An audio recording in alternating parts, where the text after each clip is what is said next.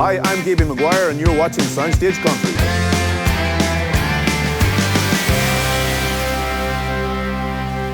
Joining me on this week's show is a man who likes to keep on the sunny side, so much so that he lives down on Ireland's Gold Coast. From Aglish, County Waterford, please welcome the mighty man himself, Paddy O'Brien. Thank you very much indeed, Gaby. Great to be with you. Delighted to have you. And just to start off, I done some research on you and checked out your website, and there's a lovely picture of you there in your lovely shorts as a young boy.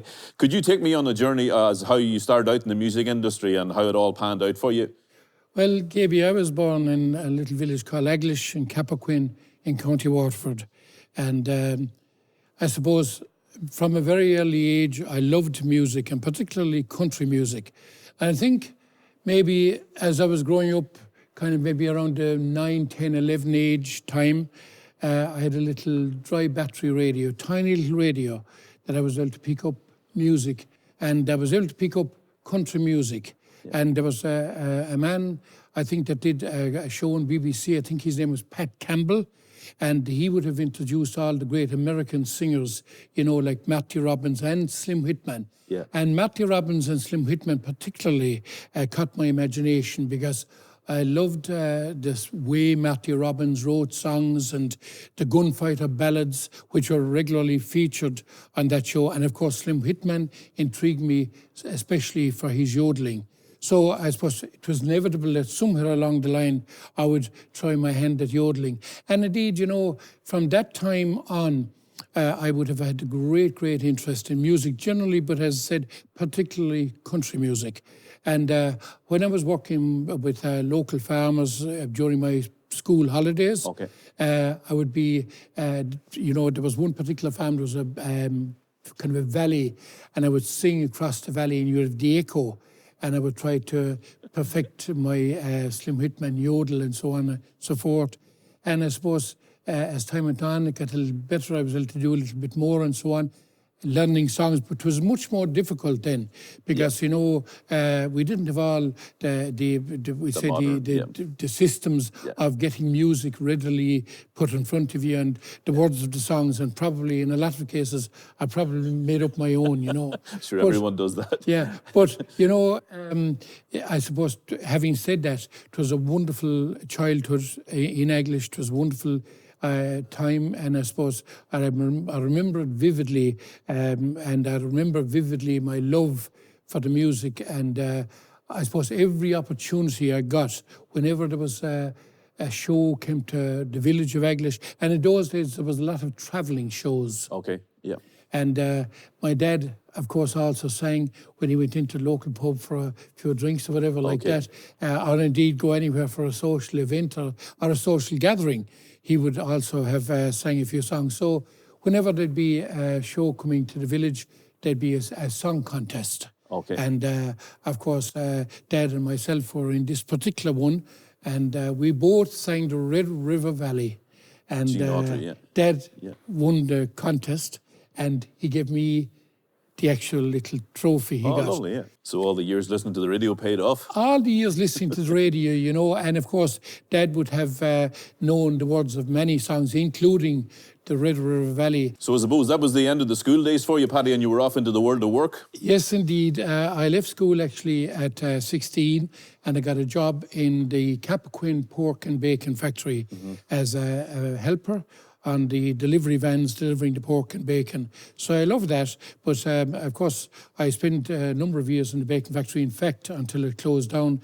But earlier on in my time there, I would have spoken to a number of work colleagues about different ideas in music and so on and so forth. But it was this particular work colleague, Bernie O'Shea, and we got into discussion about music. And of course, inevitably, it leaned towards maybe the idea of getting a little group together to do the local scene and all that. So as it transpired, 3 or 4 of us got together and we went out in a little group called the Strangers. We felt that the name Strangers was the right name for the time because we were in fact strangers to the music scene. So we decided to head off on the road, and we just did the local, typical local scene. Around that time. It was a different era, of course, and as time progressed, of course, we would have played before all the major bands who would have been touring on a regular basis at that time. And there was lots of bands working, of course, in marquees, which was the general thing in those days. You had a network of ballrooms around Ireland, but for all the summer months, then you'd have the huge marquees up, and all the bands would have been zigzagging across the country. And whenever bands came into our area, we were very fortunate to get the job of doing the warm-up act. And we were delighted with that, of course. It was a great experience. We were in the music, and I was singing songs. Strangely enough, Gaby, I never introduced the song on stage. I never spoke on stage for the first about 8 years. I just sang my song and stepped back, and Bernie on guitar did all the announcing. And they could never get me to speak. You were saving it all for later. They could never get me to speak then, and now they can't get me to shut up. I don't think so. Of course, that was it, really, and time went on, and the bacon factory closed in 1980, and around 1981, I had a road accident. Oh. And that was a bad, really bad. I spent 9 months going in and out of hospital with that, and I think, I suppose during that time, I got a little bit disheartened, and I felt, no, singing is finished, and, it may never again happen or whatever. But the boys in the band would come to visit me, and, of course, we'd discuss the whole thing, and they'd try to give me a little boost again and spark up again. Yeah. So maybe 9 months after I having the accident, we had our first gig back in Lismore in County Waterford. And it was a wonderful night. As I said, a different era, of course, of music. Yep. And the bug was after biting again.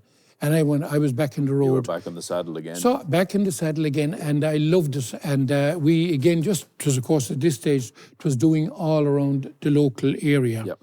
There was a gentleman who had a local radio in Youghal. His name was Jim Fitzgerald. He became a top-class friend of mine and a real close friend down through the years until he sadly passed recently. But back then, Jim, I suppose, had listened to me singing, and indeed, he would have got a few gigs here and there for me as well. And he suggested I should go to record. And me in recording, no. He said, you'll have to record just... At that time, it was the cassette. Yeah. There was no CDs, it was something way in the future. You couldn't see yourself doing that, though? No, I couldn't, but he convinced me. And I went to Brian O'Reilly's studio in Fermoyne, County Cork. It was called Fiona Studios.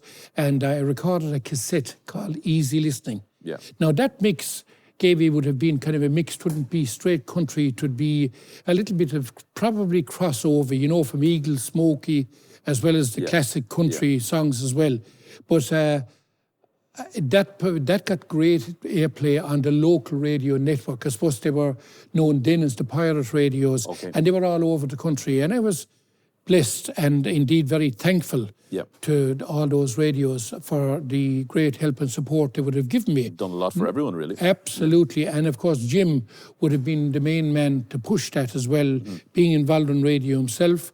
And he convinced me again the following year to go back, and I did. And I recorded a second cassette called Memories. And indeed, I made it 3 in a row. The third year, I went back and I recorded a cassette called Favourites. You were on a roll then. Yeah, we were, enjoyable then, was it? Totally enjoyable. And I think, with the cassettes being played on local radio, of course, it opened lots of doors, and it got the name out there more, still more or less locally, we'll say, but it certainly got the name out there. And as I said, I'll be forever indebted to local radio, not alone then, but even now.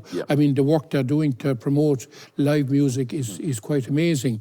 But around 1987, Jim suggested that I should approach a gentleman by the name of Pascal Mooney. Oh, yes, yeah. And Pascal Mooney was a DJ with our national radio station, RTE1, and he had a hugely popular show called Keep It Country. That's like right, if you were on yeah. that, you were known, of course, all over the country and indeed further afield, if you know what I mean. So Yeah. I was thrilled when Jim suggested it in one way, and another way I said, how could we approach Pascal? But we did, and at least Jim did. And I was kind of standing back. But You felt you were reaching higher then, yeah? yes, of course. The plan was to kind of pursue or push it a bit further out and so on. So Pascal took the cassettes and he said, look, he'd have a listen, but be honest, I felt he'll have a listen and probably throw him in the bin. But I was over the moon. About 3 days later, I got a phone call that it was featuring 2 of the songs on his Keep It Country show. Not one, but 2. 2 of the songs. So then, to me, that was it. I was in heaven. And he, of course, also did a touring show of Keep It Country, live shows around the country, Yes. where various bands and guest artists would have performed all around the place. And within a very, very short time, probably within a couple of months, he asked me, would I like to do a guest spot on a number of the shows? And I was jumped. music to Paddy's One ears. part of me jumped, Gaby. The other part of me was probably terrified. Yeah. I just had very little confidence. And I went on, and I think that I'll tell you more about that later, but that actually never really left me. We'll say the lack of confidence. Yeah. I always felt that, Yeah. you know, I wasn't sure of how it would go and what way people would accept what I was doing and so on and so forth. Yeah. But thankfully, I got on very, very well on all the shows. And then Pascal signed me up to CMR Records. And I got my first album produced, I suppose, on a national level. Yeah. And it was called Making Friends.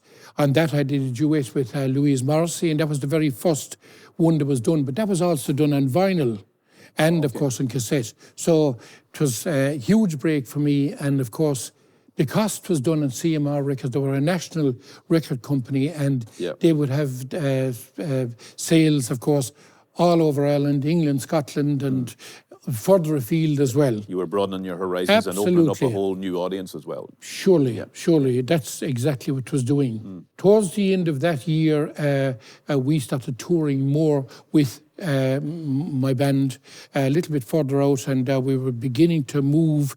In 1988, I was very lucky to be selected to represent Ireland in what was then known as the Gold Star competition.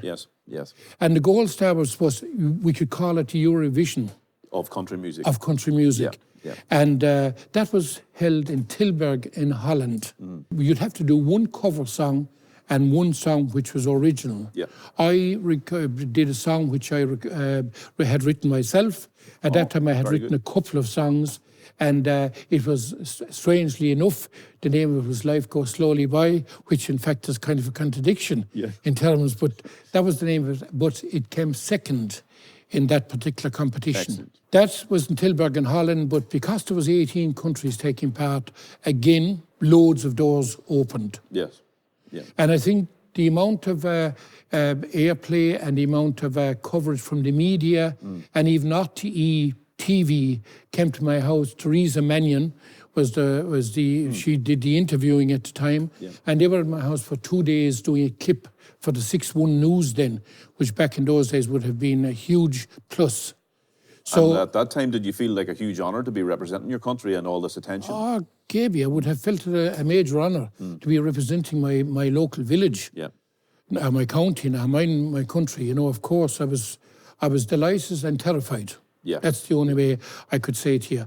But then, when we came back from Holland, of course, the idea was to push the band nationally and indeed to do tours of England and do tours of Scotland and Wales and so on. All the major ballrooms in England, Gresham and Holloway Road, the National Ballroom, the various Irish centres in the various major cities, and of course the big one, the Galtymore and Cricklewood. Yeah. So, you know, some of the lads who had been with me, because, you know, they had families and so on and so forth, they didn't want to kind of commit to being part of And leave the day job band. behind. So Yeah. There was certain members stayed and some other people added to the lineup. And we started travelling to all over Ireland. Again, Pascal Mooney would have been a great help there, and indeed back to Jim Fitzgerald. Jim would have been pushing. It was Jim would have got a lot of TV work for me at the time as well. And I would have done all the TV work shortly afterwards. Yeah. Everything was kind of coming my way, you know. And Live at 3 and all those type of programs were rolling in. everything. Live at 3, there was BB Baskin, there was Secrets, there was Live at the Olympia, there was Irish country music, the best of Irish country in BBC, there was the Jerry Kelly show in UTV. Like everything. A lot more exposure of country music then, yeah. Of course. Yeah. And every time the exposure came through TV or through the media, it meant we were most likely to get bookings in new areas and travel to new venues. Yeah.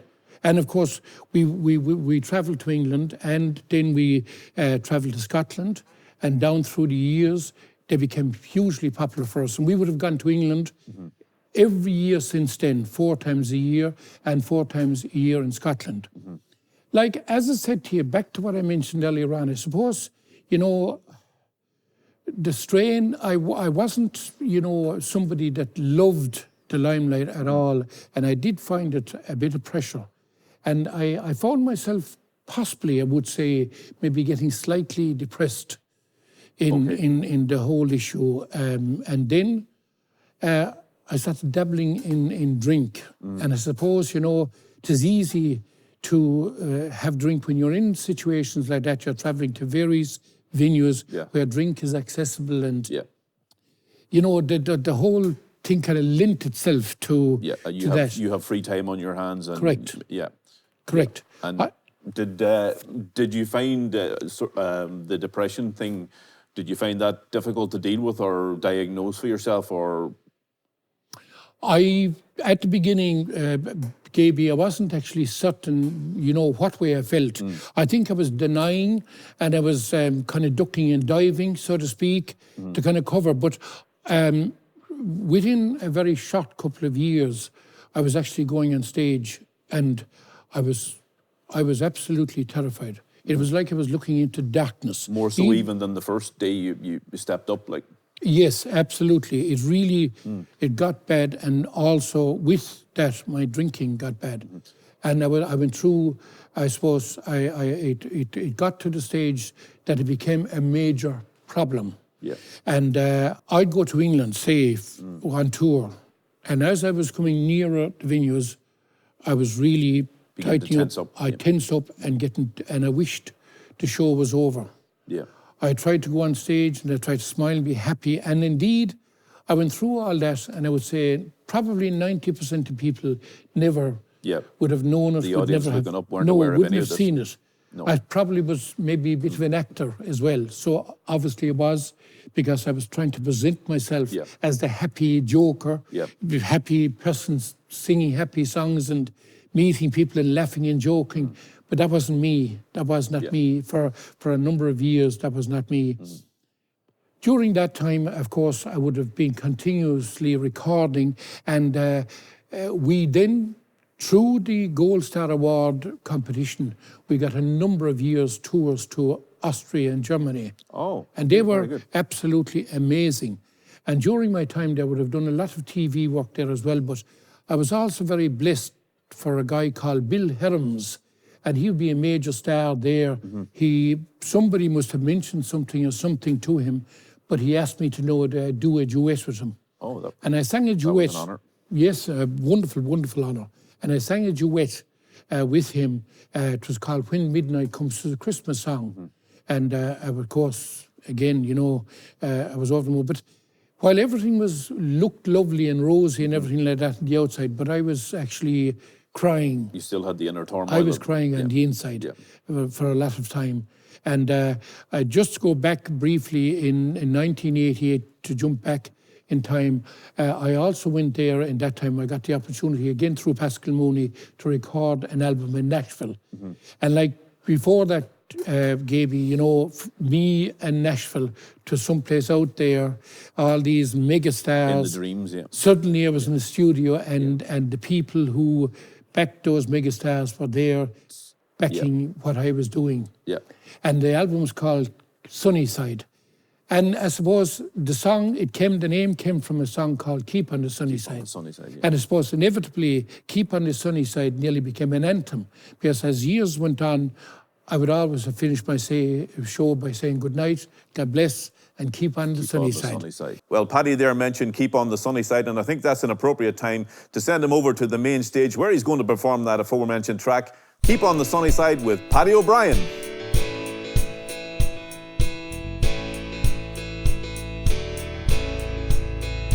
There's a dark and a troubled side of life. There's a bright and a sunny side too. Though we meet with the darkness and strife, the sunny side we also may view. So keep on the sunny side, always on the sunny side. Keep on the sunny side of life. It will help you every day, it will brighten all the way, if you keep on the sunny side of life. Oh, the storm with its fury broke today, wrecking homes that we cherish so dear.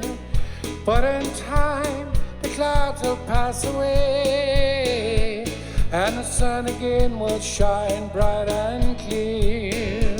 So keep on the sunny side, always on the sunny side. Keep on the sunny side of life. It will help you every day, it will brighten all the way, if you keep on the sunny side of life. Let us greet with a song of hope each day, though the moments be cloudy or fair. Let us trust in our Savior always,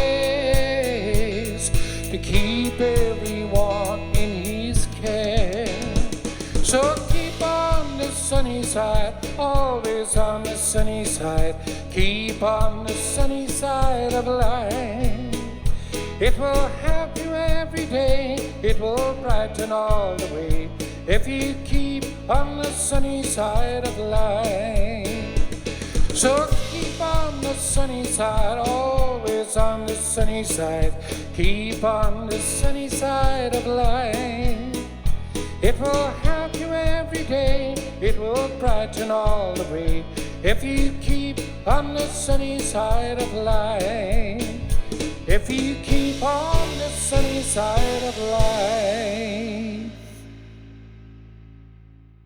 And thanks to Paddy for that great performance of Keep on the Sunny Side. And while he makes his way back to us here, we'd ask you to like, subscribe, and share with your friends.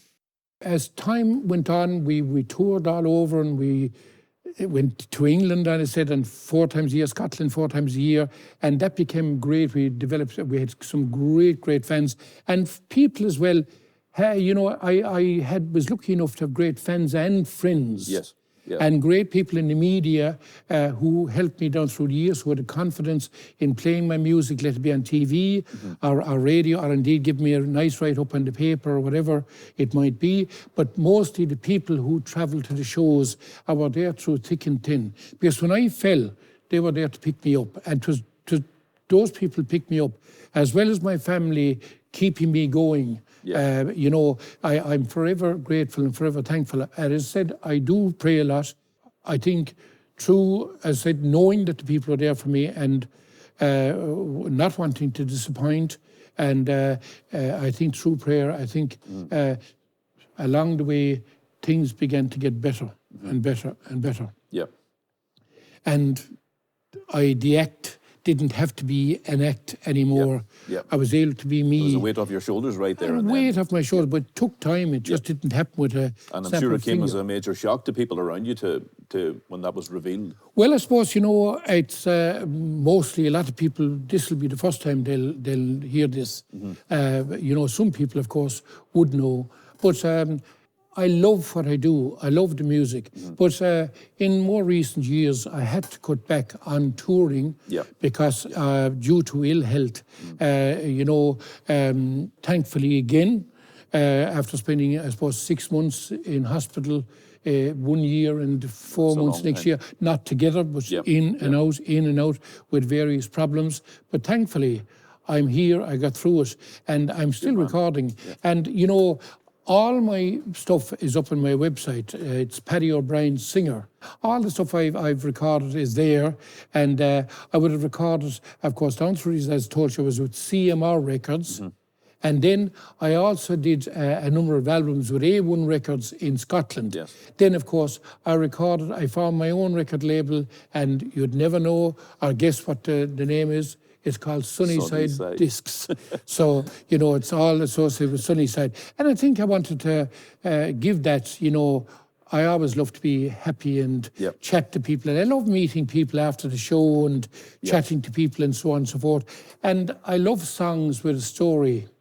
And I feel, you know, that if I can get a song out there that people can relate to, that's going to be a hit. Yeah. And I've been very lucky, you know, with songs such as Never Grow Old and Out to California and indeed Keep on the Sunny Side, Marion's Rose. There's a number of songs that have been very, very good to me. But again, they're good in the sense that people requested them, and without people requesting them, there would be nothing. Equally so, people playing them on the radio, DJs who've worked tirelessly to help me along the way. So, you know, I'm forever thankful to the people who've brought me on that journey from the little boy with the short pants. Well, they were part of your journey, yeah. And I suppose I loved the journey. Part of me loved the journey. Part of me was afraid of the journey. But I conquered the journey. Yep. And I mean, the part I conquered was the ill health and my drinking issues and so on and so forth. Because I just wanted to sing. I wanted to be able to give it my heart and my soul. Yep. And thankfully, I can still enjoy a drink. Yeah. And you know, it wouldn't be that I would be always on cloud nine. No, There would be you also can't be. little dips and so on and so forth. Yeah. But thankfully, I can manage. Yep. I can manage, and I can now have a social drink and enjoy. Yeah. And everything around me, I love what I do, and I love life, and I love meeting people. And you know, of course, in the last while there is no shows or whatever like that, Yeah. but no doubt we'll be back on stage again, and I can't wait to meet people, because I think while I love songs and I love delivering the songs, and I love delivering a song with a story, Yeah. you know, I feel that you look down, and again, maybe I'm jumping, but when we were in England with the great fans that were there, and when you'd look down, you'd sing an Irish song, and you see people singing the words. Yeah. And when the show is over, they come up and say, you know, you sang a song tonight that's about my area. Okay. Yeah. And Brought them all back home again. Of course it did. And when you saw that you brought something to people, Mm-hmm. you brought some little link to home, and indeed, in other case, you brought that bit of happiness through song Mm-hmm. to people. That's what it's all about. That's what I want to be remembered for, and that's what I want to continue to do for as long as possible. And would you have any help or advice to offer people that may encounter some of the issues you addressed just now in your talk? Of course, look, it's a different era, KB, and I think there are more avenues and more areas and more particular place where people can go, and much more people, of course, they can talk to now. There's a lot of help there for people with stress, or indeed any kind of depression or anything like that, or indeed drinking. Of course, there's much help. But the most important thing, always believe in yourself. Yeah. You were born an original, so you should never die a copy. So always be yourself, That's good. be I like strong. And no doubt, you know, of course, anybody goes through something like that. It's a battle. Yep. And it's a battle that is very hard for somebody else to look at somebody and say, Yeah. I know how you feel. Yeah. Because that is certainly not the case, really. You might have an idea by life's journey. Yeah. You know, when you're there. But, you know, you never need help. You never need to be picked up, only when you're on the ground. Yeah. Then you need to be picked up.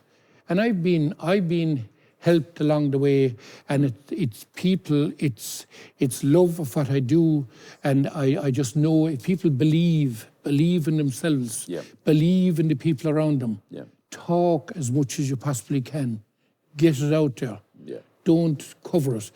don't do what I did. Duck and dive. Yeah. Get it out, and believe you me, it'll make your journey much easier. It's probably a shock for people in the audience or whatever looking up, seeing this happy man delivering these great songs with great stories, and he's going through this inner turmoil. Yeah, well, you know, many times I was smiling, Yeah. as I said, but inside I was actually crying. And I mean, I was absolutely, it's hard to describe. I felt lonely, I felt in a dark place, I felt... Surrounded by loads of people and still lonely. Surrounded by love, surrounded by huge numbers of people, and yet I was looking into a kind of my own darkness. But thankfully, that's past. Yeah. This is me, and You're right. you know, it took a long time. Yeah. It took a long time, but thankfully, Yeah. for the moment, and it's all a moment for all of us. And I am thankful that I am where I am, and I'm still able to sing my song, and I'm still able to and love chatting to people as I do so. And hopefully I'll be able to continue bringing a little bit of happiness along the way. And if I can do that with my songs, then That's what it's all about. I'm a happy man. Yeah. What advice would you offer a young Paddy O'Brien sitting from where you are today? Well, a young Paddy O'Brien, I suppose, certainly, you know, get your education, do whatever you can for that end of things. But regardless of what life you choose, aim for it and go for it. Anything is out there for anybody, and if we work, there's a greater chance that we'll get to our goal. And I would say, be yourself, be strong, be determined, don't give up, and keep going right to the end. Well, Paddy, I'd have to say I'm absolutely delighted you could join me. I've thoroughly enjoyed your story, and thanks for sharing it. It's been a most pleasurable time to be here with you all. And Gaby, thanks a million to you. And all I can say to you, and indeed to everybody looking in tonight, I wish you well. I wish you safe time, health and happiness until we hopefully meet soon again. Thoroughly enjoyed it. Thank you, Thanks, Paddy. Gaby. As Paddy makes his way to the main stage to play us out tonight, we'd like to thank you for joining us, and we'll see you next week at 9 p.m.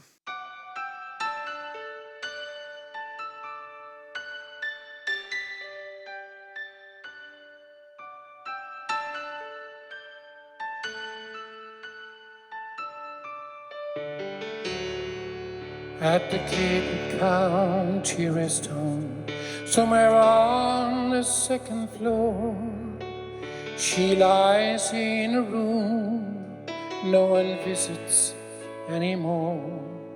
No cards, no family pictures, no gifts, no wedding band, just a single withered flower bud held tightly in her hand. She's been silent for so many years, no one really knows just what the story is of Marian's rose. It was May 1942, at an airfield in the rain.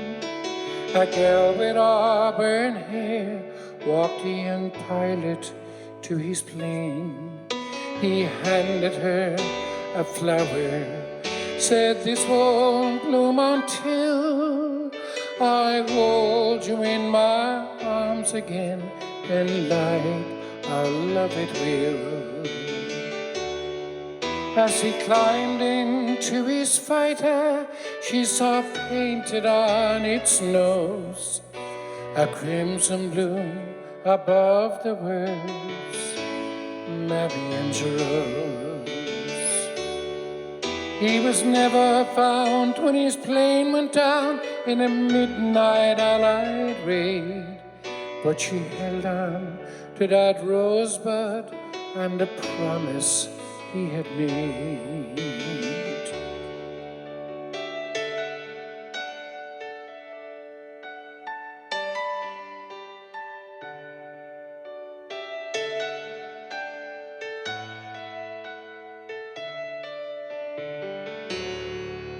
Till 64 years later, on a cold October dawn, A gentle breeze blows through the room.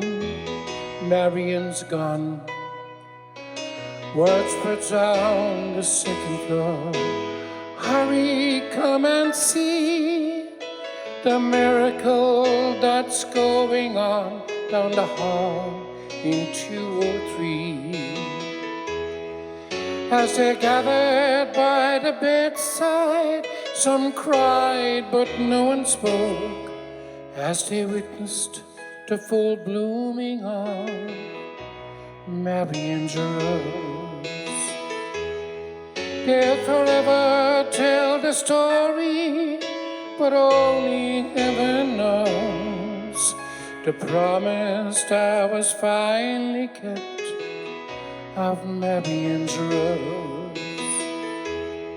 They'll forever tell the story, but only heaven knows the promise that was finally kept of Marion's rose.